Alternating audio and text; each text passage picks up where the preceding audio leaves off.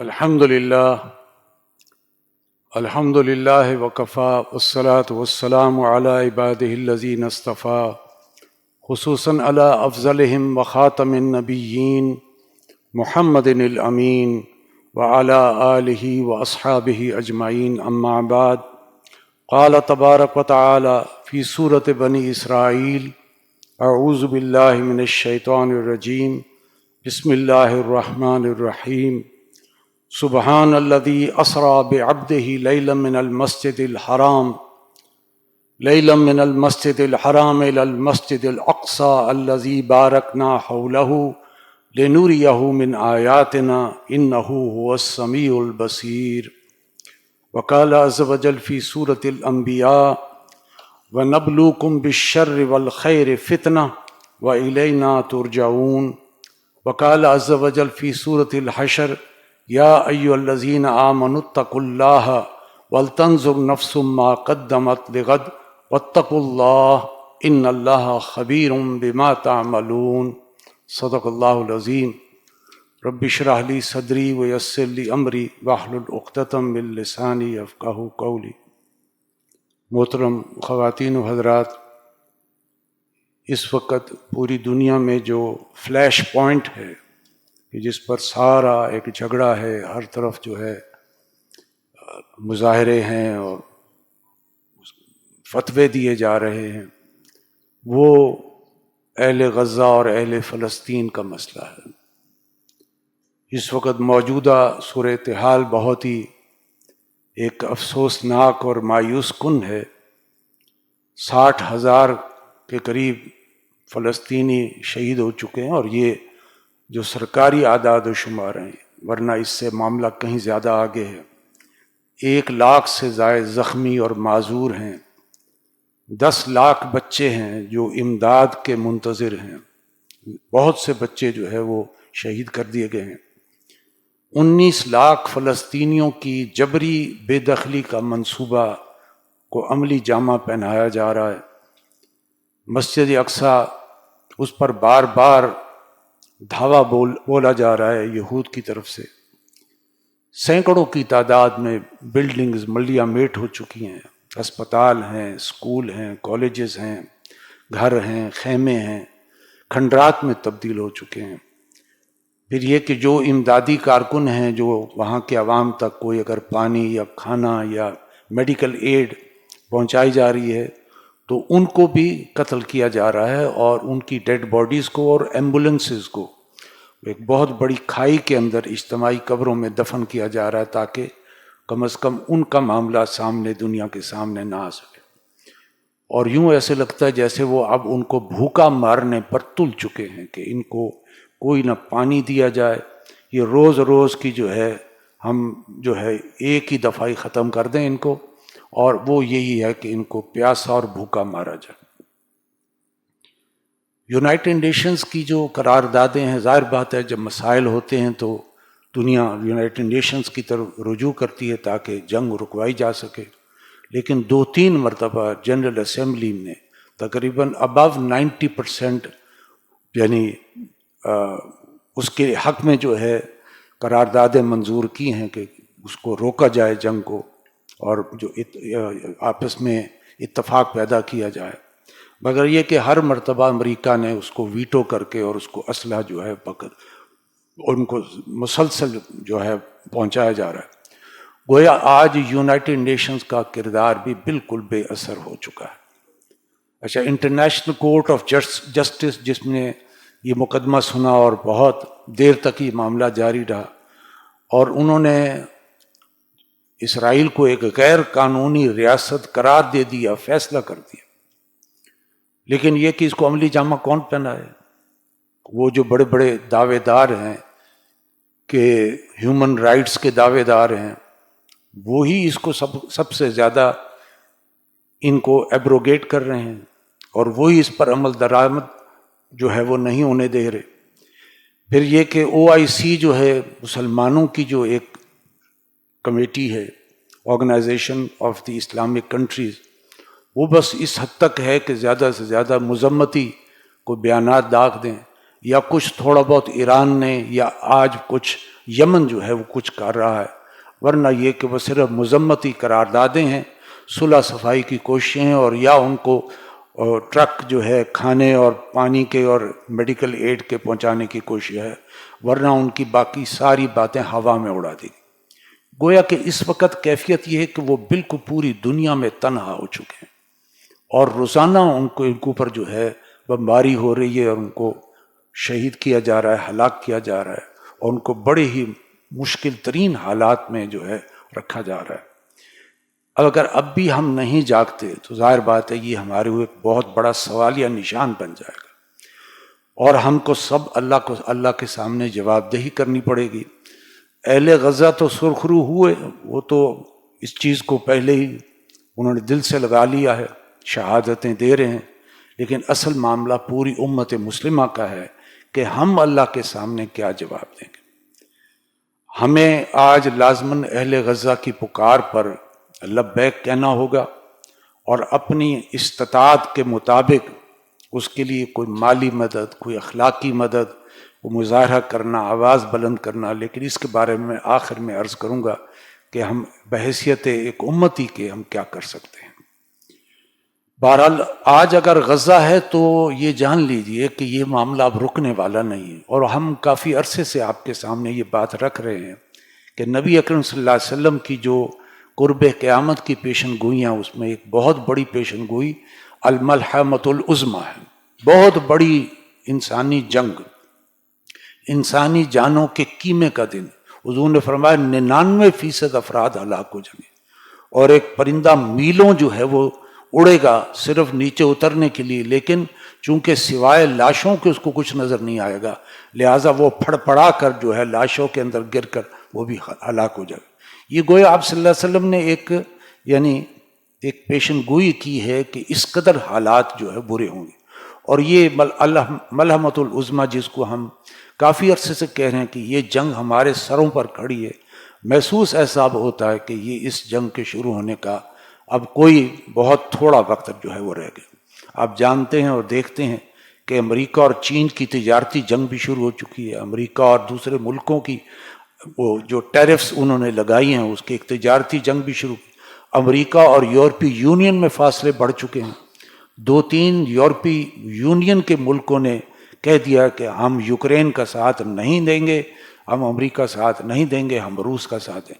گویا کہ ایک بہت بڑی توڑ پھوڑ کی جو ہے ایک سٹیج جو ہے وہ سیٹ ہے، اور پھر جو اس وقت فلیش پوائنٹ ہے فلسطین، وہ معاملہ بھی آپ کے سامنے ہے۔ تو آج اگر ان کی باری ہے تو کل پھر دوسرے مسلمان ملکوں کی لازماً باری آئے گی، اور جیسے کہ آگے میں چل کر بتاؤں گا کہ ان کے پلانز میں کیا کیا کچھ ہے، اور احادیث کے اندر بھی اس کی جو باتیں وہ بھی آپ کے سامنے ہیں۔ بہرحال آج اگر امت مسلمہ نہیں جاگتی اور کھڑے نہیں ہوتی تو اللہ کے سامنے بہرحال اس کو جو ہے جواب دہی کرنی ہوگی، جیسے قرآن میں آتا ہے معذرۃ الی ربکم، ہم اس لیے یہ کچھ کر رہے ہیں، کوشش کر رہے ہیں، چاہے عوام جو ہے وہ ظاہر بات ہے وہاں تو نہیں جا سکتی، لیکن اس کے لیے کچھ جو کچھ کر سکتے ہیں حسب استطاعت وہ کریں، تاکہ قیامت کے دن اللہ کے سامنے شرمساری نہ ہو، اور یہ کہ اللہ کے سامنے معذرت پیش کر سکے کہ اللہ جو ہمارے بس میں تھا ہم نے جو ہے وہ کیا۔ سورہ بنی اسرائیل کے اندر میں نے آیت تلاوت کی تھی، سبحان الذی اسریٰ بعبدہ لیلا من المسجد الحرام الی المسجد الاقصی، پاک ہے وہ ذات جو لے گئی اپنے بندے یعنی محمد رسول اللہ صلی اللہ علیہ وسلم کو راتوں رات لے گئی مسجد حرام سے مسجد اقصی کی طرف۔ اب یہاں سوچنے کی بات ہے کہ حضور صلی اللہ علیہ وسلم کو جب آپ کو آسمان پر لے جانا ہے اور جو ہے وہ اس رات میں اللہ کے ساتھ ہم کلامی کا شرف بخشنا ہے، تو اللہ تعالیٰ چاہتا تو آپ صلی اللہ علیہ وسلم کو مکے ہی سے اوپر لے جاتا، یہ بیت المقدس کیوں لے جایا گیا؟ اور اس وقت تو مسجد اقصی کا کوئی نام و نشان ہی نہیں تھا۔ قرآن کہہ رہا ہے مسجد حرام سے مسجد اقصی کی طرف لے جائے گا۔ اقصی کہتے ہیں دور کی مسجد، یعنی ایک حرم پاک سے دور کی ایک مسجد، اس کا پھر نام ہی چونکہ قرآن میں آیا اقصی دور کی مسجد، تو اس کا نام ہی پڑ گیا، جب تعمیر کی گئی تو مسجد اقصی اس کا نام رکھ دیا۔ اور یہ بھی آپ جانتے ہیں کہ مسجد اقصی بڑی ہی محترم اور بڑی ہی حرمت والی جگہ ہے، جس کے بارے میں حضور نبی کریم صلی اللہ علیہ وسلم نے ارشاد فرمایا کہ 3 مقامات کی زیارت جو ہے صرف دیکھنا یہ بھی کئی گنا ثواب کے درجے میں۔ سب سے پہلی مسجد حرام بیت اللہ شریف، وہاں کی ایک نماز 1,00,000 نمازوں کا ثواب۔ دوسرا مسجد جو ہے مدینے میں جو ہے مسجد نبوی ہے، اور اس میں ایک نماز پڑھنے کا 50,000 نمازوں کا ثواب ہے۔ اور تیسری فرمایا قبلہ اول جسے مسجد اقصی کہتے ہیں، اس میں ایک نماز پڑھنے کا 1,000 نمازوں کا ثواب ہے۔ تو اللہ تعالیٰ لے گیا اللہ اپنے رسول کو صلی اللہ علیہ وسلم مسجد حرام سے اس مسجد اقصی، وہاں آپ صلی اللہ علیہ وسلم تشریف لے گئے، تمام انبیاء کی نماز کی امامت فرمائی، اور وہاں سے پھر آسمانی سفر جو ہے وہ وہاں سے شروع ہوا۔ فرمایا الذی بارکنا حولہ لنوریہ من آیاتنا، تاکہ ہم اس کو دکھائیں اپنی نشانیاں بھی، اور جس کے ماحول کو ہم نے بڑا بابرکت بنایا ہے۔ انہ هو السمیع البصیر، اور بے شک اللہ تعالیٰ سب کچھ سننے والا اور سب کچھ دیکھنے والا۔ تو اس آیت کی روشنی میں سرزمین فلسطین جو ہے ایک تو بڑی محترم جگہ ہے اور حرمت والی ہے، اور ان عظیم مسجدوں میں سے جس کا صرف زیارت کرنے کا بھی حضور نبی کریم صلی اللہ علیہ وسلم اجر و ثواب۔ اس کو قبلہ اول بھی کہتے ہیں، قبلہ دوم ہے جو مسجد حرام ہے۔ تو تاریخی، جغرافیائی اور مذہبی اعتبار سے یہ ایک تاریخ ساز اہمیت کی حامل ہے، اور یہ آپ جانتے ہیں کہ مادی جو ہے برکات سے بھی مالا مال ہے۔ وہاں کی زمین بڑی زرخیز ہے اور بہت یعنی اس میں کاشتکاری بہت، خاص طور پہ وہ ان ایون لینڈ ہے، بالکل اسٹریٹ نہیں ہے، تو لہٰذا وہاں پر باغات کے لیے بہترین ایک جو ہے موقع ہے۔ تو مادی فوائد بھی ہیں اور روحانی فوائد بھی ہیں کہ یہاں پر بہت سے جلیل قدر انبیاء کرام ان کا تعلق اسی سرزمین سے وابستہ رہا۔ کئیوں کی پیدائش یہاں پر ہوئی ہے، کئی یہاں پر مبعوث ہوئے ہیں۔ تو یہ تو انبیاء کی سرزمین ہے، بہت بڑی یعنی علاقہ ہے۔ اور یہ جان لیجئے کہ حضور کے زمانے میں یہ شام کا علاقہ کہلاتا تھا، اور آج جو ہمارے پاس شام ہے یہ اس کا ایک حصہ تھا۔ یہ تو بعد میں بنا ہے، جس کو ہم سیریا کہتے ہیں، یہ بعد میں بنا ہے، ورنہ سیریا ہو، جارڈن ہو، لبنان ہو، فلسطین ہو، غزہ ہو، یہ سارا علاقہ اہل شام کہلاتا۔ اور آپ صلی اللہ علیہ وسلم کی متعدد احادیث جو ہیں وہ اہل شام کے حوالے سے، جس میں یہ سارا علاقہ جو ہے وہ کور ہوتا ہے۔ تو بہرحال مختلف فاتحین کی بھی جنگی آزمائی کا یہ بہت بڑا میدان رہا ہے۔ اس میں ایک خاص طور پہ ایک بڑی نمایاں جنگ رہی ہے، اس کا میں ذکر آگے چل کر کروں گا۔ میں تھوڑا سا بہت وقت لوں گا آپ سے تاریخ القدس۔ القدس کہتے ہیں، یہ نام پڑا جروسلم کا، جس کو اردو میں ہم یروشلم کہتے ہیں۔ یروشلم، جروسلم یا القدس یہ ایک ہی چیز ہے، یعنی وہ علاقہ جو ہے، اور اس کے اندر جو مسجد ہے وہ مسجد اقصی ہے۔ تو بہرحال یہ 1800 قبل مسیح یعنی عیسیٰ علیہ السلام کی ولادت سے 1850 برس قبل ابراہیم علیہ السلام جو عراق میں پیدا ہوئے، اور پھر چونکہ انہوں نے بتوں کو توڑ دیا، اور اس کے نتیجے میں نمرود جو تھا وہاں کا بڑا ظالم اور بت پرست جو ہے، یوں سمجھے فرعون تھا اپنے وقت کا، تو انہوں نے ابراہیم علیہ السلام کو وہاں سے نکال دیا، جلا وطن کر دیا۔ تو وہ جا کر اپنی بیوی، پہلی بیوی جو ہے حضرت سارہ علیہ السلام، ان کو اور بڑے بیٹے جو ان کے بطن سے بیٹے پیدا ہوئے حضرت اسحاق علیہ السلام، ان کو فلسطین میں آباد کیا 1850۔ اور پھر آپ تشریف لے گئے ابراہیم علیہ السلام مکے میں، اور وہاں پر جو ہے انہوں نے بیت اللہ کی تعمیر کی، اور وہاں پر اپنی دوسری زوجہ محترمہ حضرت ہاجرہ علیہ السلام اور اپنے بیٹے، وہ بڑے بیٹے ہیں اسماعیل علیہ السلام، ان کو وہاں جا کر آباد۔ تو یہ میں آپ کو سٹارٹ میں بتا رہا ہوں کہ اس کی تاریخ کے اعتبار سے ابراہیم علیہ السلام کے حوالے سے جو عیسیٰ علیہ السلام سے تقریباً 2000 سال قبل دنیا میں تشریف لائے، تو وہ انہوں نے جا کر وہاں آباد کیا۔ پھر 930 قبل مسیح میں، چونکہ بنی اسرائیل میں پھر انبیاء اور رسل کا ایک سلسلہ ہے جو جاری رہا، بنی اسماعیل کی شاخ تو بند ہو گئی، اسماعیل علیہ السلام کے بعد پھر کوئی نبی نہیں آیا، صرف آخری نبی محمد رسول اللہ صلی اللہ علیہ وسلم تشریف لائے۔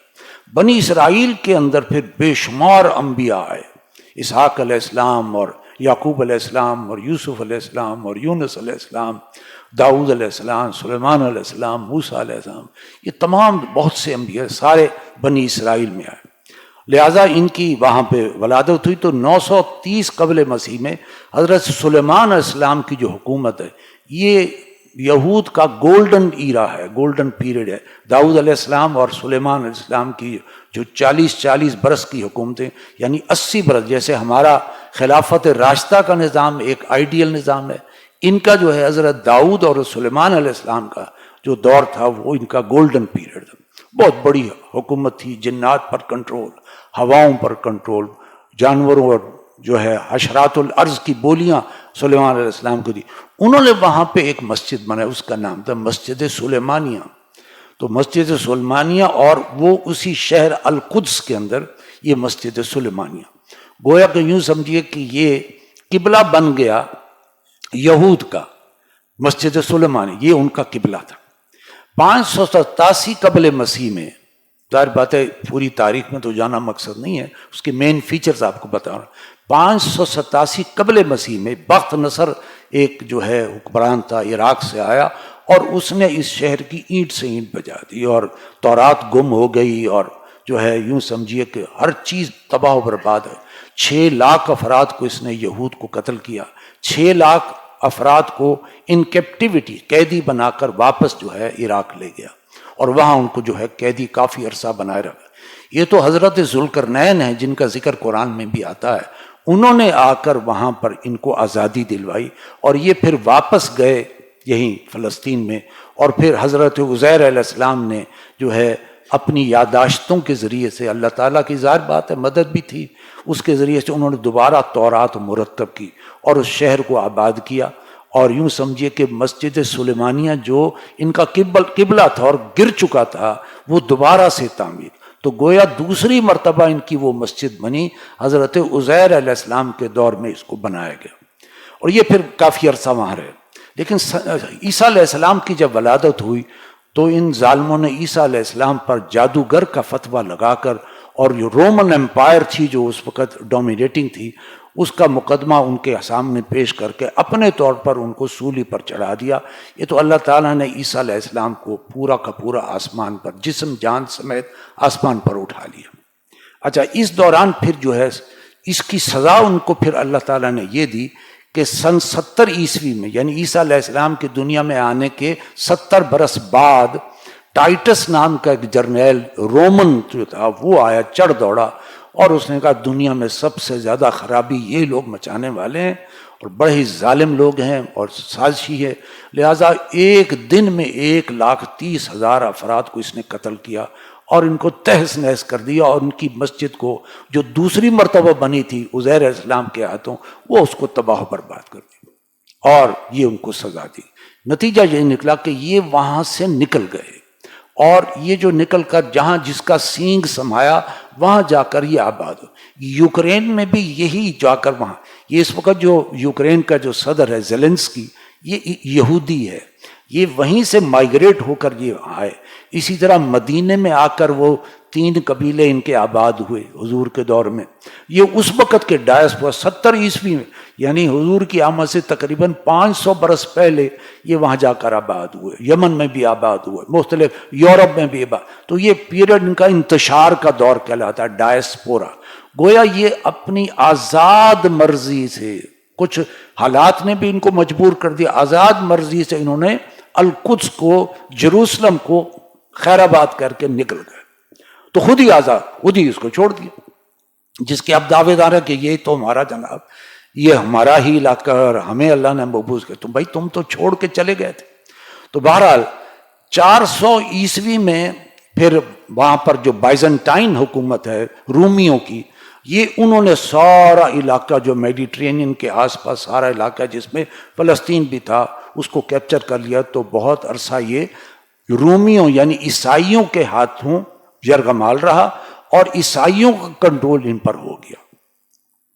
پھر جب حضور نبی کریم صلی اللہ علیہ وسلم دنیا میں تشریف لائے تو آپ نے مطلب ذکر کیا، آپ نے وہ نماز بھی پڑھی یروشلم میں جا کر، وہ یعنی پھر جو آپ کا آسمانی سفر بھی ہوا جس کا ذکر ابھی میں نے کیا ہے۔ بہرحال آپ صلی اللہ علیہ وسلم کی دنیا سے پردہ فرمایا سن 612 عیسوی میں، اور 636 عیسوی میں جبکہ حضرت عمر فاروق رضی اللہ تعالیٰ عنہ کا دور تھا، وہاں اس وقت مسلمانوں کی ان یعنی وہ بازنطینی حکومت کے ساتھ جنگ ہوئی، اور یہ غزوہ یرموک کے نام سے بڑی مشہور جنگ ہے، اور اس میں اللہ تعالیٰ نے مسلمانوں کو بڑی فتح دی۔ نتیجہ یہ کہ ملک شام خلافت راشدہ کا حصہ بن گیا، عیسائیوں سے نکال کر اور مسلمانوں کے زیر نگین آ گیا۔ اس جنگ میں حضرت خالد بن ولید پہلے کمانڈر تھے، پھر حضرت عمر نے رضی اللہ تعالیٰ عنہ کسی وجہ سے ان کو معزول کیا، ابو عبیدہ بن جراح کو اس کا جرنیل مقرر کیا اور جو ہے اس کو کیپچر کر۔ لیکن یہ جو قلعہ تھا ان کا، اور ان کے اس کے اندر ایک عیسائیوں کا چرچ بھی تھا، وہ فتح نہیں ہو رہا تھا، تو انہوں نے کہا، عیسائیوں نے، ان کے پادری نے، سیفرونیوس اس کا نام تھا، پادری سیفرونیوس، اس نے کہا کہ ہماری کتابوں میں لکھا ہے کہ ایک شخص ہے وہ اس خد و خال کا ہے، وہ اگر آئے گا تو ہم خود اس کے حوالے کر دیں گے یہ سارا علاقہ۔ تو انہوں نے جب پوچھا کہ اس شخص کی خد و خال کیا ہے، تو وہ بالکل حضرت عمر فاروق رضی اللہ تعالیٰ عنہ کی شکل و صورت کے مطابق تھا۔ تو ان کو SOS کال بھیجی گئی جو ہے مدینہ سے کہ یہ معاملہ اب تشریح۔ تو وہ آئے، اور انہوں نے جب حضرت عمر فاروق کو دیکھا جو اونٹ کی نکیل پکڑ کر چل رہے تھے، تو اس وقت انہوں نے کہا ہاں بالکل یہی انسان ہے جس کا ذکر ہماری کتاب میں ہے۔ اور سیفرونیوس نے عیسائیوں نے وہ سارا چارج جو ہے بالرضا حضرت عمر فاروق کو دے دیا۔ اس طریقے سے یہ سارا علاقہ جو ہے مسلمانوں کے ہاتھ میں آ گیا اور یہ خلافت راشدہ کا حصہ بنے۔ پادری نے کہا کہ آپ ہمارے چرچ میں بھی آئیں، لیکن عمر فاروق نے فرمایا نہیں، اگر میں آ گیا تو مسلمان تمہارے چرچ کو گرا کر مسجد بنا دیں گے، لہٰذا میں اس لیے نہیں آتا۔ انہوں نے ایک علیحدہ جگہ چرچ کے قریب تھی، اور یہ وہ جگہ تھی جہاں حضور نے امامت فرمائی تھی تمام انبیاء کی، وہاں پر 2 رکعت نماز نفل پڑھی۔ یہ بنیاد بن گئی مسجد اقصی کی، اور بعد کے حکمرانوں نے اس جگہ مسجد اقصی تعمیر۔ پھر آہستہ آہستہ جو بھی حکمران آئے وہ اس مسجد کو ڈیولپ کر دے گئے بہتر سے بہتر۔ تو اس طرح مسجد اقصی اور یہ علاقہ القدس کا، جیروسلم، یہ سارا مسلمانوں کے پاس ہے۔ سن 1099 میں، اب یوں سمجھے تقریباً آپ صلی اللہ علیہ وسلم کی دنیا سے جانے کے 400 برس بعد پھر یہ علاقہ صلیبیوں نے، عیسائیوں نے قبضہ کیا۔ کروسیڈ اول آئے، فرانس، جرمنی، انگلستان سے سارے ان کے نائٹس جو ہے وہ آئے اور مسلمانوں سے یہ القدس کا علاقہ چھین لیا، جیروسلم، اس لیے کہ وہ سمجھتے تھے کہ ہمارا عیسائیوں کا جو ہے عیسیٰ علیہ السلام بھی یہیں پیدا ہوئے، لہٰذا ہمارا حق بنتا ہے۔ تو بہرحال تقریباً 88 برس تک یہ علاقہ عیسائیوں کے پاس ہے، اور یہ پھر 1187 میں یہ مارکہ ہتین ہوا، بہت بڑی جنگ ہوئی ہتین کے نام سے۔ صلاح الدین ایوبی رحمۃ اللہ علیہ نے صلیبیوں کو شکست دی اور القدس کو پھر آزاد کیا، اور یہ مسلمان، تو گویا عمر فاروق سے لے کر یہ علاقہ سارا مسلمانوں ہی کے پاس رہا، الا یہ کہ درمیان میں 88 برس صلیبیوں عیسائیوں کے قبضے میں، جس کو پھر یہ جرنیل صلاح الدین ایوبی رحمۃ اللہ نے واگزار کرا۔ 1260 میں مصر کا ایک مشہور جرنیل تھا، اور اس کا نام تھا بیبرس، نام تو مجھے یاد نہیں، بس اس کا نام بیبرس بہت مشہور ہے۔ اس نے جو منگول آئے تھے، اور منگولوں نے آ کر تباہی پھیر دی تھی ساری، اور وہ آئے تھے مشرق سے آئے تھے، اور آ کر مغرب کی طرف انہوں نے اینٹ سے اینٹ بجا دی، ترکوں کو مارا، ساروں کو مارا، اور نتیجہ یہ ہے کہ بہت بڑے علاقے میں قتل و غارت کا بازار انہوں نے کھڑا کیا۔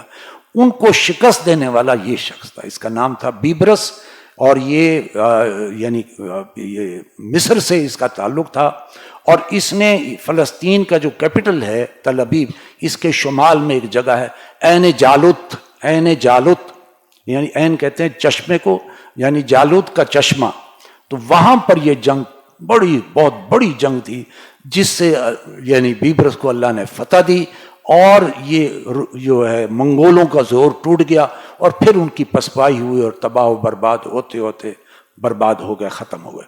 تو یہ بہت بڑا معرکہ جو یہاں فلسطین کے اندر لڑا۔ تو 1616 میں پھر یہ علاقہ ویسے ہی مسلمانوں کے پاس تھا، لیکن چونکہ سلطنت عثمانیہ غالب آ چکی تھی لہٰذا یہ سلطنت عثمانیہ کا حصہ بن گیا۔ پہلے یہ خلافت راشدہ کا حصہ تھا اور پھر یہ سلطنت عثمانیہ کے حصہ۔ 1917 میں جو پہلی یعنی تقریباً 300 برس بعد جو پہلی جنگ عظیم ہوئی اس میں سلطنت عثمانیہ کو شکست ہو گئی۔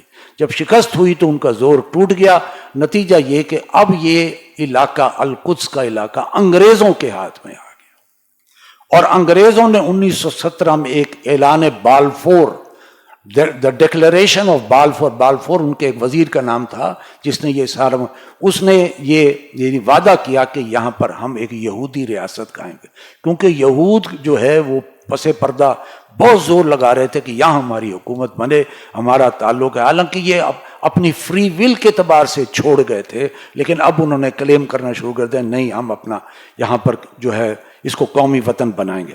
بہرحال یہ اعلان بالفور 1917 میں ہو، بڑی اوپر نیچے باتیں کانفرنسز ہوتی رہیں، علامہ اقبال کا دور ہے اور یہ قائد اعظم کا دور ہے، انہوں نے بڑی سخت مخالفت کی اس بات کی، آگے چل کر میں بتاؤں گا۔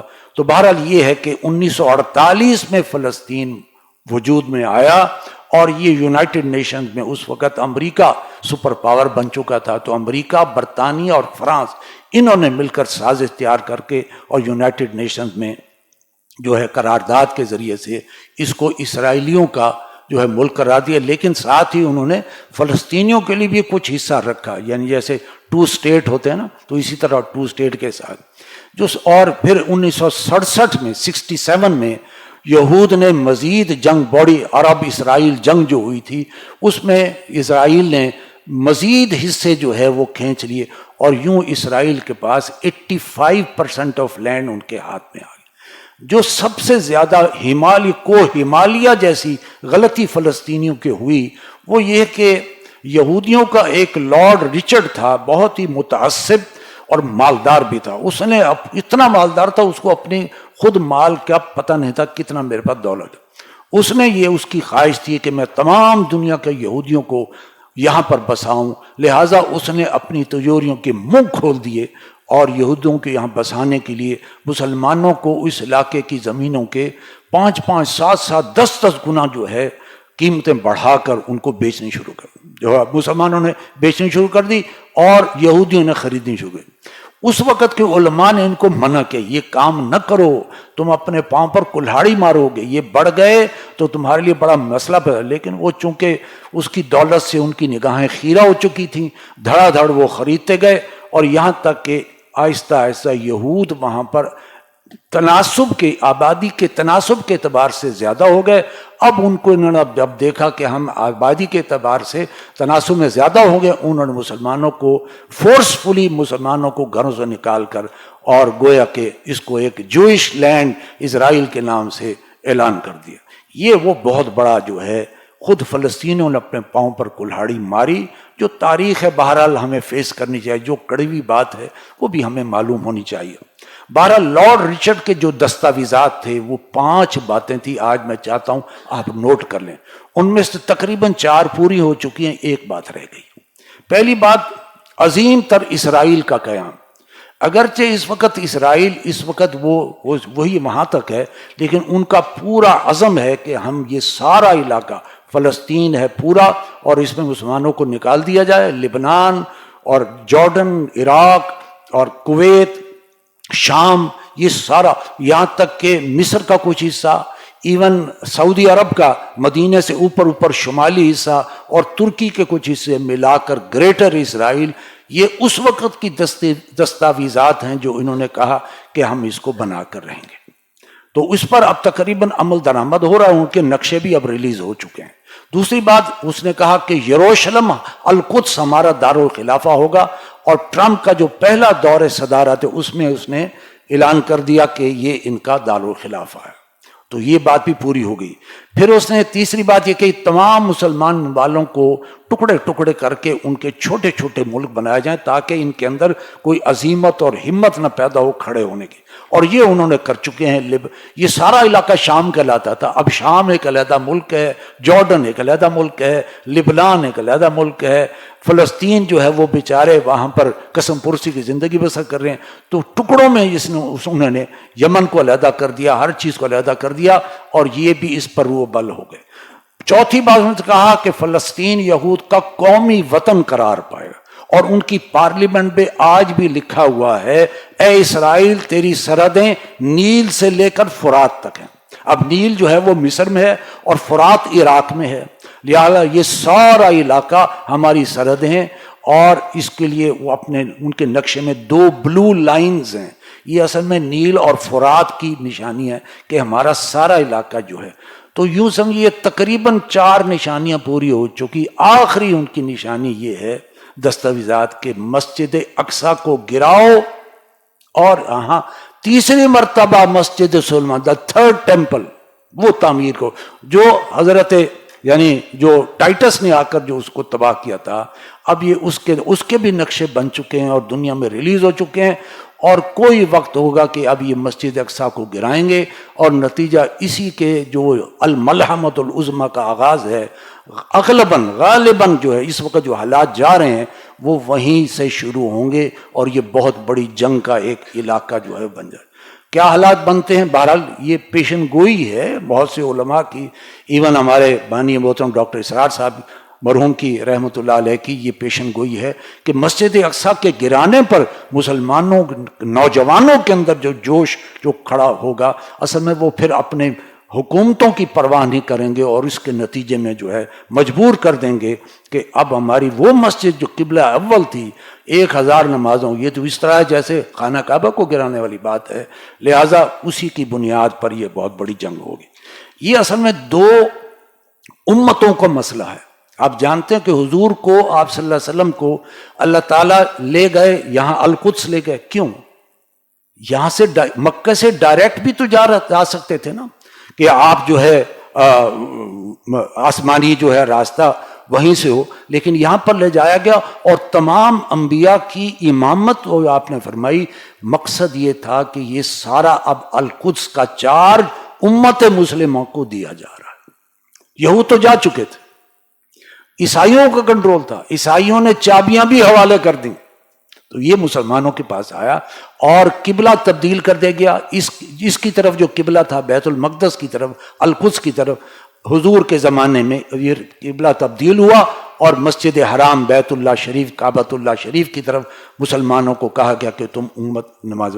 گویا پچھلی سابقہ امت مسلمہ اب اللہ کی نگاہ میں راندہ درگاہ، اب نئی امت مسلمہ، نیا قبلہ، نیا رسول، خاتم النبیین، آخر المرسلین، اور آخری کتاب الہدا قرآن مجید۔ اب گویا کہ یہ اس لیے نماز پڑھائی گئی کہ یہ چارج آپ کو دینا تھا، لہٰذا یہ امت مسلمہ کے پاس، وہ تو چاہے اس کو بلیو کریں نہ کریں، لیکن یہ کہ امت مسلمہ کے ہر فرد کو یہ واضح ہونا چاہیے، اس کا چارج اللہ نے حضور کو دلوایا، امت مسلمہ کو دلوایا، وہاں پر تمام انبیاء کی امامت فرمائی، حالانکہ آپ سیدھے اوپر جا سکتے تھے لیکن وہاں لے جایا گیا۔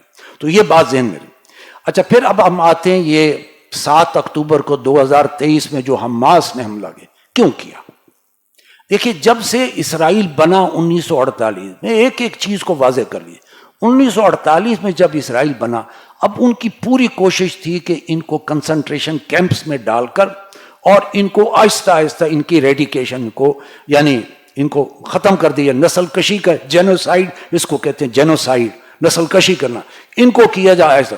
اور 75 برس تک انہوں نے بڑا ظلم کیا فلسطین، کبھی ادھر سے حملہ، کبھی ادھر سے حملہ، کبھی جو ہے دھاوا بول رہے ہیں مسجد اقصی پر، کبھی کچھ پر، مسلمانوں کو مار رہے ہیں، ان کو جو ہے آہنی دیواروں کے پیچھے جو ہے کبھی بند کر دیا گیا، غزہ کی پٹی میں بند کر دیا گیا، ویسٹ بینک جو ہے، بس یہی 2 علاقے تھے کہ یہ مسلمانوں کے ہیں، لیکن انہوں نے تسلیم نہیں کیا۔ دنیا کہتی ہے کہ یہاں مسلمان فلسطینی ہوں، لیکن انہوں نے کافیہ تنگ کر دیا، اتنا یعنی پریشان کیا اتنا۔ ویسے بھی 85% علاقے کے مالک تھے اور 15% علاقے میں، اور اس کو بھی برداشت نہیں کر رہے تھے۔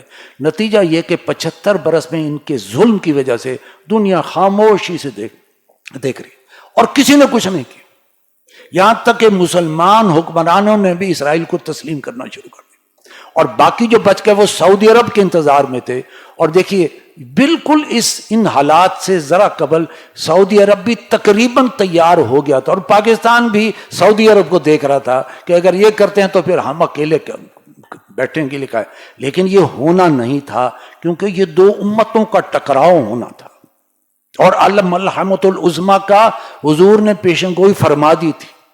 لہذا ابھی سعودی عرب نے اس کو تسلیم نہیں کیا کہ وہ جو ہے حالات بدل گئے، اور یہ اب ان کو سمجھ آ گئی۔ انہوں نے بہت عرصہ پلاننگ شروع کر دی تھی، انہوں نے زیر زمین ٹنلز کھودنے شروع کر دیے، اور بڑا زبردست ٹنلنگ کا نظام نیچے بنا کر اور ایمونیشن اور اسلحہ جمع کرنے، کیونکہ انہیں پتہ تھا یا تو ہمیں زندہ رہ کر ذلت کی جو ہے زندگی بسر کرنی پڑے گی، یا پھر یہ کہ عزت کے ذریعے سے باعزت طریقے سے ہم اپنی شہادت پیش کریں اور دنیا دیکھی جائے گی پھر جو ہوگا۔ لہٰذا یہ وہ رد عمل تھا جس کی وجہ سے یوں سمجھے کوئی چارہ نہیں تھا ان کے پاس۔ لہٰذا 7 اکتوبر سن 2023 میں انہوں نے پلاننگ کر کے اسرائیل پر جو ہے وہ حملے کر کے ان کے بہت سے افراد کو یرغمال بنا لی۔ اس کی بنیاد پر آپ جانتے ہیں کہ اسرائیل پھر جو پہلے سے درندگی کر رہا تھا اب کھل کر جو ہے اس نے درندگی کا اظہار کیا۔ بہرحال اس کے خلاف آپ جانتے ہیں کہ نیو یارک میں اور فرانس میں اور ایون جو ہے برطانیہ میں وہاں کے لوگوں نے، عوام نے بڑے بڑے جلوس نکالے یہ کہ یہ روکو اس جنگ کو، یہ غلط ہے، بہت ظلم ہو رہا ہے۔ اور انہوں نے یعنی آپ دیکھیے لندن میں 8 لاکھ افراد کا جلوس، اتنا بڑا، یعنی یہ رسپانس ہے عوام کی، حکومتیں نہیں، عوام کی طرف سے اتنا بڑا رسپانس تھا۔ لیکن افسوس حد افسوس، شاہین نہ بنا تو، دیکھے نے تیری آنکھ نے فطرت کے اشارات، تقدیر کے قاضی کا یہ فتویٰ ازل سے ہے، جرم ضعیفی کے سزا مرگ مفاجات۔ مسلمانوں کے ہاں اس طرح کا کوئی مظاہرہ، کوئی بہت بڑا مظاہرہ، بہت تھوڑے تھے، اور وہ بھی وہاں کی حکومتوں نے ان کو سپریس کیا کہ مت نکالو مظاہرے، جبکہ انگلستان میں، امریکہ میں، فرانس میں بڑے بڑے مظاہرے جو ہے وہ ہو رہے۔ تو بہرحال یہ بڑا افسوسناک، بہرحال لیکن یہ کہ برطانیہ، امریکہ اور اسرائیل کا درندگی والا مکروہ چہرہ دنیا نے دیکھ لیا، جو اپنے آپ کو ہیومن رائٹس کے چیمپئنز قرار دیتے تھے، وہ سارا ان کی جو ہے سامنے ہے۔ دیکھیں اس وقت امت مسلمہ کا سب سے بڑا امتحان ہے۔ آپ جانتے ہیں اللہ تعالیٰ جب امتحان میں ڈالتا ہے، ایک تو ظالموں کے مکروہ چہرے کو اللہ بے نقاب کر دیتا، دوسرا منافقوں کی منافقت کو بھی اللہ ظاہر کر دیتا، اور تیسرا یہ کہ وہ لوگ کے جو کمزور ہوتے ہیں ان کے ذریعے ظالموں کو بھی سبق اللہ تعالیٰ سکھا دے۔ تو یہ تینوں چیزیں وقت وہاں پوری ہو رہی ہیں۔ لہذا قرآن میں آتا ہے کہ وَنَبْلُوكُمْ بِالشَّرِّ وَالْخَيْرِ فِتْنَةً وَإِلَيْنَا تُرْجَعُونَ، دیکھو ہم تمہیں خوشحالیوں اور بدحالیوں میں بطور آزمائش ڈالتے رہیں گے وَإِلَيْنَا تُرْجَعُونَ، اور ہماری ہی طرف تمہیں لوٹنا۔ یا ایھا الذین آمنوا اتقوا اللہ ولتنظر نفس ما قدمت لغد واتقوا اللہ ان اللہ خبیر بما تعملون۔ اہل ایمان اللہ کا تقوی اختیار کرو، ڈرو اللہ سے، اور دیکھو کہ ہر شخص دیکھے کہ کل کو اس نے اللہ کے ہاں کیا بھیجنا ہے، کیا پانا ہے۔ لہٰذا امت مسلمہ کا امتحان ہے، بہت بڑی اس وقت امتحانی صورتحال ہے۔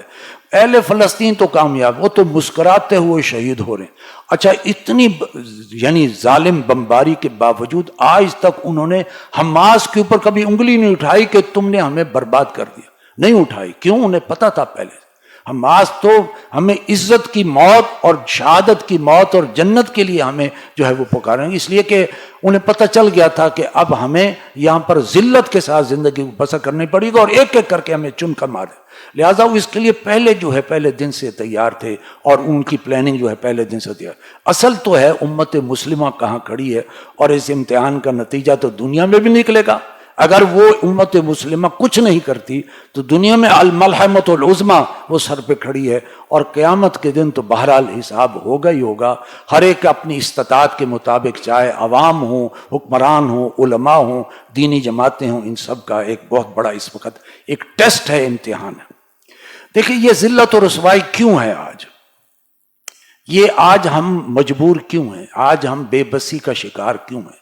آج ہم اگر کمزور اور بے حس ہیں تو کیوں؟ آج ہمارے اندر نہ ہمت ہے، نہ غیرت ہے، نہ اہمیت ہے. کیوں؟ وجہ کیا ہے؟ یہ خود ایک بہت بڑا سبجیکٹ ہے، یہ خود ایک بہت بڑے مضمون کا متلاشی ہے. لیکن یہاں پر میں صرف آپ صلی اللہ علیہ وسلم کی ایک حدیث جو ہے وہ بیان کروں گا کہ امت کی آج یہ کیفیت کیوں ہے. نبی اکرم صلی اللہ علیہ وسلم فرماتے ہیں، اس حدیث کے راوی ہیں حضرت ثوبان رضی اللہ تعالی عنہ، اور حدیث صحیح یعنی حدیث کی ٹاپ کا درجہ ہے حدیث صحیح، اور ابو داؤد کے اندر یہ روایت موجود ہے. حضرت ثوبان اس کے راوی ہیں، فرماتے ہیں کہ اللہ کے رسول نے فرمایا، قریب ہے کہ دیگر اقوام تم پر ایسے ٹوٹ پڑیں گی جیسے کھانے والے کھانوں پر، پیالوں پر ٹوٹ پڑتے ہیں. اور یہ آج کیفیت ہے. اس پر ہم نے پوچھا اللہ کے رسول سے، اے اللہ کے رسول کیا ہماری تعداد کم ہوگی؟ تو فرمایا لا بل انتم یومئذ کثیر، نہیں تعداد میں تم بہت ہوگی. آج 1.25 ارب مسلمان، سوچیے حضور کے زمانے میں کتنے مسلمان تھے اور آج 1.25 ارب. فرمایا نہیں تعداد میں تم بہت ہوگے، مگر تمہاری حیثیت سیلاب کے آئے ہوئے سیلاب پر اوپر جھاگ کی کیفیت جس کی کوئی حیثیت نہیں. اصل تو پانی ہے نا، جھاگ کی تو کوئی، خسو خاشاک بلبلے وہ تو ختم ہو جاتا ہے، پھونکا مارو اور بلبلا گیا. تمہاری حیثیت یعنی سیلاب پر آئے ہوئے جھاگ کی طرح ہوگی، اور اللہ تعالیٰ دشمنوں کے سینوں سے تمہارا خوف نکال دے. کیا وقت تھا کہ عمر فاروق کا نام سن کر ان کی ٹانگیں کانپتی تھی. اور ایک عورت نے خط لکھا تھا راجہ داہر کو کہ تم محمد بن قاسم کو اور اس وقت کے گورنر کو کہ ہم ایک عورت جو ہے جو قید ہو گئی ہے، تم کہاں ہو، تمہاری غیرت اور اہمیت کہاں؟ اور انہوں نے اور گورنر نے جو ہے وہ حضرت محمد بن قاسم رحمۃ اللہ علیہ کو بھیجا تھا، اور جنگ ہوئی اور جا کر اس کا جو ہے وہ مسلمانوں کو چھڑایا اور جو ہے ہندوستان پر جو ہے حملہ کیا. یہ غیرت نہیں، وہ ڈرتے تھے. لیکن اللہ نے فرمایا کہ ان کے دلوں سے تمہارا خوف نکل جائے، تمہاری ایسی جھاگ کی طرح، نو بڈی ول کیئر فار یو. تو انہوں نے پھر پوچھا اللہ کے رسول کیوں ہوگا؟ فرمایا تمہارے اندر وہن کی بیماری پیدا ہو جائے گی. تو انہوں نے پوچھا مل وہن یا رسول، اے اللہ کے رسول یہ وہن کیا چیز ہے؟ فرمایا حب الدنیا و کراہیت الموت، دنیا کی محبت اور موت سے جب ڈر تمہارے اندر پیدا ہوگا تم جھاگ بن جاؤ، کوئی حیثیت نہیں. آج دنیا جو ہے مسلمان وہ صرف دنیا ہی کے کیریئر ہو، ہمارا مستقبل ہو، تعلیم ہو، پیسہ ہو، سرمایہ ہو، اور جو ہے بہترین جاب ہو اور بلڈنگیں ہوں اور محلات ہوں اور گاڑیاں ہوں، سونا ہو، سرمایہ ہو، اس کے پیچھے دنیا جو ہے. اور ہم مسلمان بھی جو تو آئے تھے دنیا میں دین کو غالب کرنے کے لیے، وہ تو آئے تھے دین کے پیغام کو پہنچانے کے، وہ اپنے اس مشن کو بھولا کر وہ بھی دنیا کی اس ریس میں اور دوڑ میں پیچھے پڑ گئے. آج یہ کیفیت اس لیے ہے، یہ ہمت، یہ غیرت اور حمیت، یہ جذبہ وہ ختم ہے، مجبوری ہے، بے حسی ہے، وہ ساری وجہ یہ ہے. بہرحال دیکھیے فلسطین کا اور پاکستان کا آپس میں بڑا گہرا رابطہ ہے. آج تھوڑا سا میں اس کے بارے میں آپ کو بتاتا ہوں. دیکھیے 23 مارچ 1940 کو مینار پاکستان آج جہاں ہے، یہاں پر وہ قرارداد منظور ہوئی تھی 1940 میں. آل انڈیا مسلم لیگ نے یہ قرارداد منظور کی کہ ہم ایک علیحدہ ملک جس کا نام پاکستان ہوگا، اس کے ہم دعوے، کیونکہ اب گویا کہ ورلڈ وار ہو چکی تھی اور اس کے نتیجے میں اب انگریز کمزور ہو رہا تھا، وہ یہاں سے واپسی کا سفر باندھ رہا تھا. تو مسلمانوں کو خیال آیا کہ اب تو ہندو ہم پر چھا جائے گا، ہم ایک علیحدہ ملک بنائیں. تو یہ قرارداد پاس ہوئی، اور اس قرارداد میں جس میں کہ پاکستان کے بننے کا اقرار کیا جا رہا، اس قرارداد میں یہ بھی طے کیا گیا کہ فلسطینی مسلمانوں کے حق میں بھی وہ قرارداد منظور کر لی گئی کہ فلسطینی مسلمانوں کو بھی رائٹ آف سیلف ڈٹرمنیشن دیا جائے، انڈیپینڈنس دیا جائے، اور وہاں ان کو بھی آزاد کیا۔ تو مسلمان پاکستان کا اپنے ملک کے مارز وجود کے وقت ان کو یاد آیا تو فلسطین یاد ہے، تو یہ قرارداد موجود ہے۔ پھر آپ دیکھیں قائد اعظم جب وہ پاکستان بن گیا، گورنر جنرل پہلے بن گئے، تو اسرائیل کے بارے میں پوچھا گیا what do you think, will you accept اسرائیل؟ کیونکہ 1948 میں اس وقت تازہ اسرائیل بن چکا تھا۔ تو قائد اعظم نے کیا کہا؟ Israel is the illegitimate child of the west, یعنی یہ مغرب کا غیر قانونی بچہ ہے، حرامی بچہ ہے، ہم اس کو کبھی تسلیم نہیں کریں گے۔ تو قائد کے الفاظ جو ہیں فلسطین کے موقع پر یہ الفاظ تھے، اور گویا اسرائیل کو اب تسلیم کرنا یہ گویا اس بات کا اقرار ہے کہ آپ مسجد اقصی ان کے حوالے کر رہے ہیں، اس لیے کہ وہ مسجد اقصی کو گرا کر ان کا تو ٹیمپل بننے کا سارا معاملہ، یہ گویا کہ مسجد اقصی سے غداری ہوگی اگر آپ اسرائیل کو تسلیم کریں، کیونکہ آپ مسجد اقصی کو گرانے کا آپ نے جو ہے پروفارما سائن کر دیا کہ جی ہاں ٹھیک ہے یہ علاقہ آپ کا ہے، ہم تسلیم کرتے ہیں۔ آپ انہوں نے تو منٹ نہیں لگانا، لہٰذا یہ بات بھی ذہن۔ تیسری بات اقبال بھی اپنے تو ابھی جو ہے پاکستان بننے سے پہلے اقبال تو وفات پا گئے تھے، لیکن اس دور میں یہ ہلچل جاری تھی کہ جس میں فلسطینیوں کا مسئلہ جو ہے ابھر رہا تھا، کیونکہ اب بالفور ڈکلریشن آ چکا تھا 1917 میں، اور 1948 میں جو ہے بن بھی گیا، لیکن اس دوران میں اقبال نے ایک بہت بڑی کانفرنس کے اندر وہاں مس فرقو ہارسن مارگریٹ جس نے یہ کانفرنس ارینج کی تھی، اقبال کو بلایا تھا، تو اقبال کے الفاظ سنیے۔ اقبال نے کہا کہ برطانیہ کو چاہیے کہ عالم اسلام کے ساتھ تعلقات استوار کرے، لیکن یہ ممکن نہیں، اقبال نے یہ تبھی ممکن ہے جب تک کہ برطانیہ فلسطین میں اپنے اقتدار کو ختم کر کے یہ علاقہ عربوں کے حوالے نہ کر دے، اس وقت مسلمانوں اور برطانیہ کے تعلقات آپس میں استوار نہیں ہو سکتے۔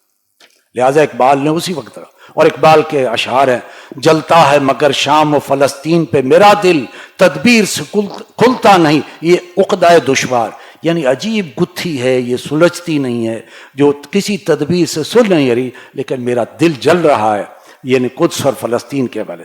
اور اقبال کہتا ہے خاک فلسطین پہ یہودی کا اگر حق، ہسپانیہ پر حق نہیں کیوں اہل عرب کا؟ اگر یہودی کہتے ہیں یہ ہمارا پرانا جو ہے this land is the holy land it is for us, اگر یہ ہے تو 800 سال اسپین پر مسلمانوں نے حکومت کی، پھر وہ علاقہ مسلمانوں کو دے دو، اگر دلیل یہ ہے۔ تو اقبال نے جو ہے اپنی نظمیں لکھی جس کے اندر یہ سارا جو ہے اقبال نے ذکر کیا۔ بہرحال اللہ تعالیٰ نے ہر مرض سے پہلے اس کا علاج پہلے جو ہے دنیا میں بھیجا۔ دیکھیے بچے کے پیدا ہونے سے پہلے بچے کی خوراک ماں کے سینے میں اللہ پہلے جمع کر دیتا ہے، لہذا کسی مرض کے آنے سے پہلے اس کا علاج پہلے اللہ، یہ علیحدہ بات ہے ہم اس کو علاج کو دریافت کرنے میں دیر لگ جائے، لیکن اللہ پہلے بہتر۔ اسرائیل ایک مرض ہے، 1948 میں وجود میں آیا، اس سے 9 مہینے پہلے اللہ نے پاکستان کو اس کے علاج کے طور پر جو ہے مارز وجود میں لایا کہ اسرائیل کا اصل جو ہے علاج پاکستان کے پاس ہے، اور دنیا کا واحد ایٹمی ملک ہے، تو علاج تو اسی سے تو وہ خائف ہیں اور اسی سے وہ ڈرتے ہیں کہ یہ، اور دوسرا ایران سے، کیونکہ ایران بھی جو ہے تقریباً اس کے قریب پہنچ چکا ہے، لہٰذا اس وقت پورا گھیراؤ کیا جا رہا ہے کہ یہ کوئی دوسرا ملک نہ بن جائے، اور جو ہے وہ جنگ کے اندر یہ ایٹمی ٹیکنالوجی اگر نو ہاؤ ہو گئی تو پھر ہمارے لیے بڑا مسئلہ بن جائے گا۔ تو بہرحال ضرورت اس بات کی ہے کہ ہمارے اندر وہ غیرت اور حمیت ہو۔ ایٹم بم تو ہے لیکن ہم چلانے کے بھی ہمت نہیں رکھتے، جو حالات ہمارے جا، اس کی وجہ یہ ہے کہ جب تک کہ آپ اللہ کو ساتھ راضی نہیں کریں گے تو یہ ہمت اور حوصلہ نہیں پیدا ہو، اور اللہ کو راضی کرنے کا پاکستان کے مسلمانوں کے پاس اور کوئی وجہ جواز نہیں کہ وہ وعدہ خلافی جو اللہ سے کر رہے ہیں اس وعدہ خلافی کو پورا کریں. اور وہ ہے پاکستان کا مطلب کیا؟ لا الہ الا اللہ. یہ ملک بنا تھا اسلام کے نام پر، لہذا اس کو ایک اسلامی فلاحی مملکت بنانے میں کردار ادا کیا جائے. اللہ راضی ہوگا کہ وعدہ خلافی ختم ہو گئی، وعدہ پورا کر دیا، اور پھر دیکھیے اللہ کی تائید و نصرت ہوگی. پھر تو یوں سمجھیے کہ جو بھی قیادت آئے گی وہ اسی کے حوالے سے دنیا کو اکٹھا کرے گی، مسلمانوں کو اکٹھا کرے گی. OIC میں جان پڑے گی. پاکستان تمام مسلمان ملک کا لیڈنگ نیشن بن سکتا ہے بشرطے کہ یہ کام ہو جائے. اور حضور نے فرمایا تھا کہ یہاں سے خراسان سے جھنڈے نکلیں گے. اقبال نے کہا تھا میر عرب کو آئی ٹھنڈی ہوا جہاں سے، میرا وطن وہی ہے میرا وطن.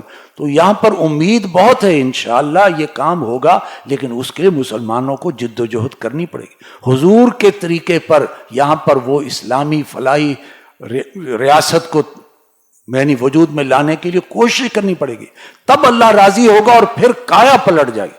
بہرحال اس وقت ہمارے کرنے کا کام کیا ہے؟ ایک تو بڑا منصوبہ میں نے آپ کے سامنے رکھ دیا کہ اللہ کو اپنے ساتھ کرنا ہے تو وہ وعدہ پورا کریں. باقی دوسرا یہ کہ تمام مسلمان صمیم قلب سے یعنی دل کی گہرائیوں سے ان کے لیے دعا کریں. اس وقت جس حالات میں ہیں آپ سوچ نہیں سکتے. اپنے آپ کو وہاں جا کر رکھیے. اگر ہم وہاں تو ہمارے ان کی آنکھوں کے سامنے پوتے پوتیاں بیٹے بچیاں عورتیں مارے جا رہے ہیں، کھانے کو خوراک نہیں، پینے کو پانی نہیں، اسپتال نہیں، کوئی روڈ نہیں بچی، کوئی بلڈنگ نہیں بچی، کوئی سکول کالج نہیں بچا، کچھ نہیں بچا. سارا جو ہے وہ ربلز ہیں، وہ سارا پتھر ہے بس پڑا ہوا ہے. اسی میں وہ نمازیں بھی پڑھ رہے ہیں، وہیں پر وہ عید بھی منا رہے ہیں، وہیں پر وہ جو ہے سو بھی رہے ہیں، جاگ بھی رہے ہیں، اور جبری ان کو بے دخلی کرنے کے منصوبے تیار ہو رہے ہیں. حقہ پانی بند کر دیا گیا ہے. ان کے دل کی گہرائیوں سے حضور نے فرمایا امت کی حیثیت ایک عمارت کی طرح ہے جس کی ایک اینٹ دوسری اینٹ کو مضبوط کرتی ہے. اور مسلمان وہ ہے جو مسلمان کو نہ ظلم کرتا ہے، نہ اس کو مظلومیت میں اس کا ساتھ چھوڑتا ہے، اور نہ ہی اس کے اوپر کوئی جو ہے کوئی ظلم کرتا ہے، بلکہ اس کے حقوق پورے کرنے کی کوشش کر رہا ہے. تو یہ تو امت مسلمہ تبھی ہے. نمبر 1 دعا. نمبر 2 ان کے مظالم پر کوئی نہ کوئی آواز تو بلند ہو. جمعے میں ہو، کوئی تقریبات میں ہو، کوئی پرامن مظاہرہ. ہاں مظاہرے میں کوئی یعنی وہ ہرگز نہیں کہ کوئی توڑ پھوڑ یا جلاؤ گراؤ، ہرگز نہیں. پرامن مظاہرہ ہو. لیکن اس بات کا دنیا نے بہت نوٹس لیا. 8 لاکھ افراد کا اگر مجمع نکلتا ہے لندن میں اور امریکہ میں اب یونیورسٹیوں سے ان لوگوں کو بے دخل کیا جا رہا ہے کہ جو اپنی جو ہے ویب سائٹ پر اگر کوئی پوسٹ شیئر کر رہے ہیں فلسطین کے ان کو وہاں سے نکال. اس کے باوجود وہ ڈٹے ہوئے ہیں. لیکن امت مسلمہ سو رہی ہے. لہذا اس کا آواز بلند کریں. پرامن مظاہرہ. جس کو لکھنا آتا ہے وہ اس پر لکھے، جس کو بولنا آتا ہے بولے. سوشل میڈیا کا استعمال کریں اور اس میں زیادہ سے زیادہ اس بات کو عام کیا جائے. اور اب سب سے بڑی بات، آج جو ہے تمام علماء نے متفقہ جہاد کا فتویٰ دے دیا ہے. یہ کل بہت بڑی میٹنگ ہوئی اور آج کی اخباروں کی شرح سرخی ہے. تمام مکاتب فکر کے مختلف علماء نے مل کر کہا ہے کہ یہ جہاد فرض ہو چکا ہے. اب اس میں صرف مذمت کی قرارداد کوئی معنی نہیں رکھتی. ہاں البتہ یہ ضرور ہے کہ ان کے جو قریب ہے اس پر زیادہ ذمہ داری ہے کہ وہ جہاد کریں، اور باقی مسلمان ملک کے ان کو اسلحہ اور جو ہے پرووائڈ کریں. یہ علماء کا فتویٰ ہے، میں وہ ان کی بات کر رہا ہوں. لیکن بہرحال عوام کا ہے کہ نمبر 1 دعا کریں، آواز بلند کریں، اور لکھنا جانتا ہے وہ لکھیں، بولنا جانتا ہے بولیں. اور سب سے بڑی بات یہ اللہ کے ہم سے بڑی پوچھو گی، یہود کی مصنوعات کا بائیکاٹ کریں، ورنہ یہ بے غیرتی ہے، بے حمیتی ہے. خام خواہ پھر دعائیں مانگنے کا کوئی فائدہ نہیں. اللہ تعالیٰ دعائیں منہ پر دے مارے گا. ایک طرف دعائیں مانگتے تھے پھر ان کے پروڈکٹس کو استعمال کرتے تھے. اور آپ کے علم میں ہے کہ پروڈکٹس کون کون سے اس کا بائیکاٹ کے. آج ترکی میں 537 ان کے جو ہے وہ کیا ہے وہ KFC ان کے بند ہو گئے ہیں. کیونکہ عوام نے ساتھ دیا ہے. انہوں نے کہا کہ ہم بالکل یہاں سے نہیں کھائیں گے. ان کے لوکل بہت سے اب برانڈز آ گئے ہیں اور ہمیں چاہیے کہ اس کے بالمقابل جو لوکل برانڈ جو ہے ملک میں تیار ہوں ان کو مہنگا نہ کیا جائے. یہ نہیں کہ ہم موقع ملا ہے اب ہم اپنے برانڈ جو ہے مہنگے کر کے بھیجیں, یہ ظلم ہوگا بہت بڑا. اب ہم تو پھر وہ دوسری طرف چلی جائے گی. لہذا وہ بھی اس جہاد کا ساتھ دیں اور اس کو سستا رکھیں. اور ہمیں بھی چاہیے کہ دوسرے برانڈ بہت سے ہیں جو ہے انسان ان کو استعمال کرے, جتنے بھی ان کے برانڈز ہیں اس کا مصنوعات کا بائیکاٹ. اور دن میں تارے ان کے کو وہ تو پیسے کے جو ہے وہ سارے ان کی لالچ ہے. لہذا یہ تبھی ہو سکتا ہے مسلمان غیرت اور رمیت میں آ کر ان کی مصنوعات کا بائیکاٹ کریں. اور اہل غزہ کی جو اخلاقی مدد کر سکتا ہے وہ کرے, جو مالی مدد, جو ایسے ادارے جو ان تک جو ہے کھانا پہنچا رہے ہیں یا ان کو مالی امداد دے رہے ہیں, جو ایسی اس میں کچھ آرگنائزیشن ایسی ہوں گی جو مسلمانوں کو چونا لگانے کے لیے تیار ہوں گی, لیکن ان کا پوری تحقیق کے ساتھ جو آرگنائزیشن ان کے ساتھ مالی تعاون کیا. اور اب وقت آ گیا ہے کہ ماؤں کو چاہیے اب اولاد کے مائنڈ سیٹ کی تربیت کریں. اب وہ چھوڑ دیں کہ ہم نے جو ہے تم نے اپنا کیریئر بنانا ہے اور باہر کی یونیورسٹیوں میں علم حاصل کرنا ہے. اب وہ جنگ سر پہ آئی کھڑی ہے. اب یہ تیار کرنا پڑے گا کہ الملحمۃ العظمیٰ بیٹے سر پہ کھڑی ہے. امام مہدی کا ظہور ہونے والا ہے, عیسیٰ علیہ السلام کا نزول ہونے والا ہے. لہذا دعا کرو, کوشش بڑھو کہ بڑے ہو کر امام مہدی کے لشکر میں تم شامل ہو. یہ ہے ٹارگٹ آپ دیا. ماؤں کو چاہیے اپنی اولاد کو یہ ٹارگٹ دیں. اب یہ تب ہوگا یہ جہاد. یہ کہہ کر کہ جی ہم تو عوام ہیں, ہم کیا کرتے ہیں, نہیں, ہم بہت کچھ کر سکتے ہیں. آواز تو بلند کر سکتے ہیں, مصنوعات کا بائیکاٹ تو کر سکتے ہیں, دعا تو کر سکتے ہیں, اب اگلی نسل کو تیار تو کر سکتے ہیں, یہ تربیت تو کر سکتے ہیں. اور یہ کہ جیسے علماء نے کہا کہ اب جہاد فرض ہو چکا ہے, لیکن باقی یہ کہ اس ملک کو جس میں حضور نے فرمایا یخرج من الخراسان رایات سود لا یردها حتی تنصب بایلیا, لوگ نکلیں گے خراسان سے اور ملکوں کو رونتے ہوئے جائیں گے, ان کو کوئی طاقت روک نہیں سکی. جا کر ایلیا, حضور کے زمانے فلسطین کو ایلیا کہتے, وہاں جا کر جھنڈے گاڑ دیں گے. یہ پیشن گوئیاں موجود ہیں, یہ ہو کر رہنا. حال بتاؤ امت مسلمہ کو جو ہے اگر وہ یہ اقدام نہیں اٹھاتی اور فتووں کو بھی پی جاتی ہے تو پھر ظاہر بات ہے وہ بہت بڑی جنگ جو ہے سر پہ کھڑی ہے. اور حضور نے فرمایا 100 میں سے 99 افراد مر جائیں گے. اور امام مہدی کے ساتھ پتہ کتنے بندے ہوں گے؟ 12,000. باقی امت مسلمہ کہاں ہے؟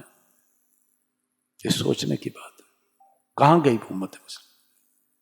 ٹھیک ہے اس جنگ میں بہت بہت بڑی شہادتیں ہوئی, لیکن جو ملک جو پاکستان ہے, ہندوستان کے مسلمان ہیں, یہ جو ہے افغانستان کے مسلمان ہیں, ان کو چاہیے کہ ان کی مالی اخلاقی مدد کریں اور اپنے ملک میں اللہ کو راضی کریں, دین اسلام کو رائج کریں, تاکہ اللہ کی مدد آئے. اور پھر جب امام مہدی آئیں تو ان کا ساتھ دینے کے لیے امت کو تیار کرے. اللہ تعالیٰ مجھے اور آپ کو اس پر عمل کرنے کی توفیق دے. وآخر دعوانا الحمدللہ رب العالمین.